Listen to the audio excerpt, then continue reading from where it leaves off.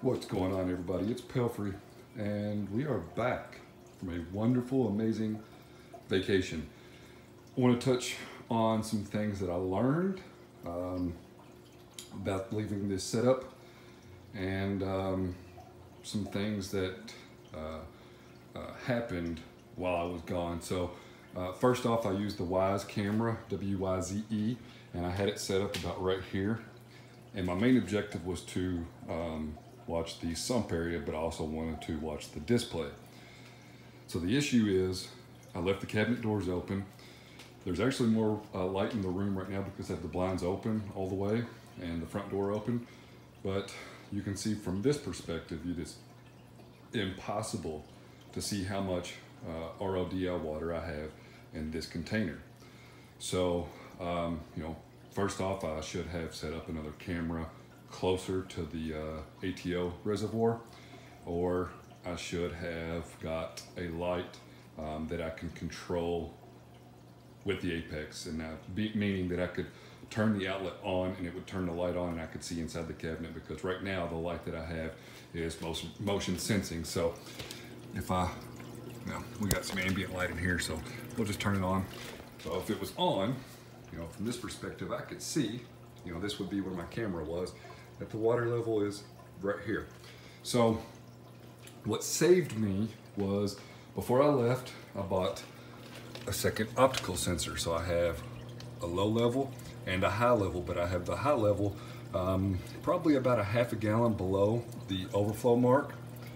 And I did watch the Wyze camera as I did this, but what I had to do essentially was listen for the pump to spin, and then as this closed, its normal state is open, as it closed, I would see that on the Fusion dashboard and I would shut off the pump there. So, that part went smoothly. It just would have been nice to be able to see what I was doing. So I relied on this right here 100%. So if you don't know, I used this pump head, and they'll pump 250 milliliters a minute if you set up a profile, which is what I've done. And I had this 10-gallon brute here full. So, I went through half of it probably. And to keep the hose underwater towards the bottom as far as I could, I used a probe holder. I just dropped it down in there. So, lesson learned. I will definitely have a better, different setup when we leave again in October. So yeah,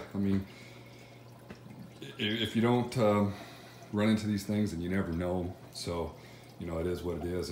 Luckily, I had this here. So I did have a container here with 5 gallons of water in case I needed to call someone. So I did have that as a backup. The sump area is filthy now that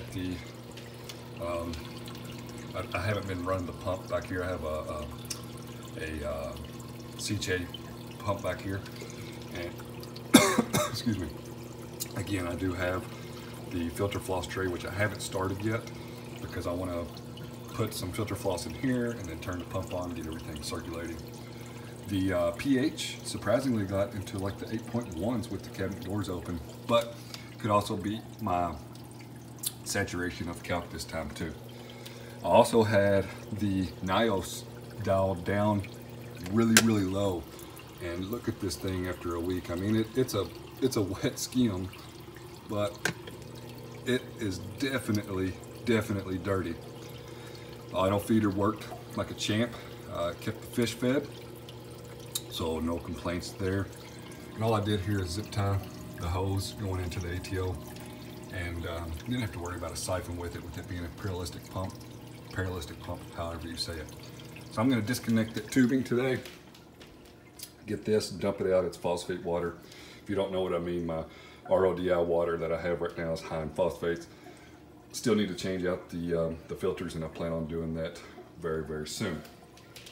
So as far as the tank is concerned, I logged in to let me turn this light off. I logged in and took a look at the camera one day, and I noticed that an MP10 was missing back here.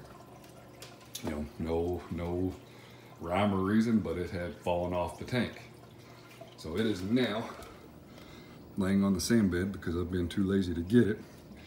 And I'm missing the coal eye tang, but I noticed on the right MP10 there was something stuck to the top of it. And the coal eye tang was the biggest tang that I had in here, and I can't find them anywhere. So I suspect that he was stuck to this pump. Now I left this pump running, but whenever we got home, I noticed that it had fallen down too. So I went ahead and got the dry side pulled up, but luckily I put these Tune 6040s in here. They're just running at a constant speed. So, you know, I'm gonna have to adjust. The reason the overflow is even remotely loud right now is because the flow is significantly less at the moment. So I need to get the MP10s back in action. I don't know why they fell off. Something could have bumped into them. A snail or something could have gotten close to them. No rhyme or reason, but luckily, I put the Tunes pumps in the tank. The glass is kind of dirty, not really bad, but the only fish that I haven't seen yet is the coal eye tang. Everybody's probably gonna butcher me for the way I pronounce that, but that's okay. And I have only seen one of the Royal Grama fish. So, you know, all in all, successful week. Definitely learned some lessons for the sump area. That is something that I will make note of. And I wanted to just let you guys know that the camera setup worked flawlessly. I just was not prepared to visually see inside the cabinet. I thought that there would be enough light. So if I had a light again that I could control with the Apex, then I think that I would have been okay. But again, luckily I threw this second optical sensor on here. Yeah, see, I got it labeled ATO just in case I had to call someone.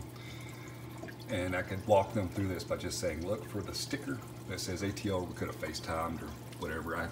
We could have talked back and forth through the camera. So I'm gonna get this cleaned out. I'm very anxious to know what my phosphates are. I'm running a significant amount of RoHS back there. Yeah, we had a great vacation. I'm 50-50 on whether or not I'm ready to be home.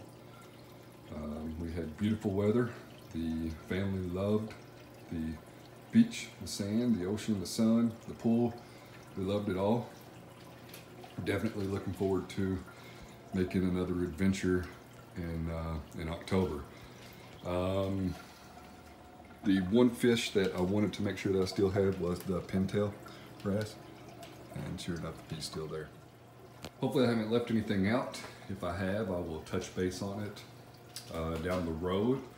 I have fed the fish some frozen food today, and I plan on feeding them some more frozen food. Other than that, I'm gonna get the skimmer cleaned out, get the filter floss tray loaded up, give it a try. Very anxious to try it out. Address this situation hopefully next weekend, and that's that. But if you're not following me on Instagram, check me out at Pelfrey's Reef.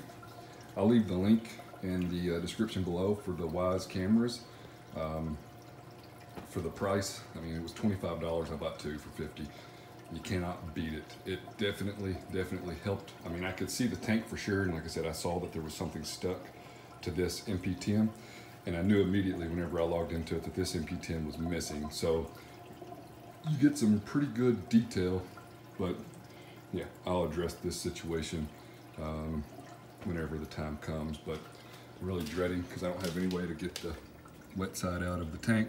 Really dreading sticking my hands in there, but it's gonna have to be done. Get the glass cleaned sometime this week. Hopefully whenever the pumps get back on the tank, that'll silence the overflow. But again, I bought the Tunes pumps. I've always wanted to try the Tunes pumps out on the Apex.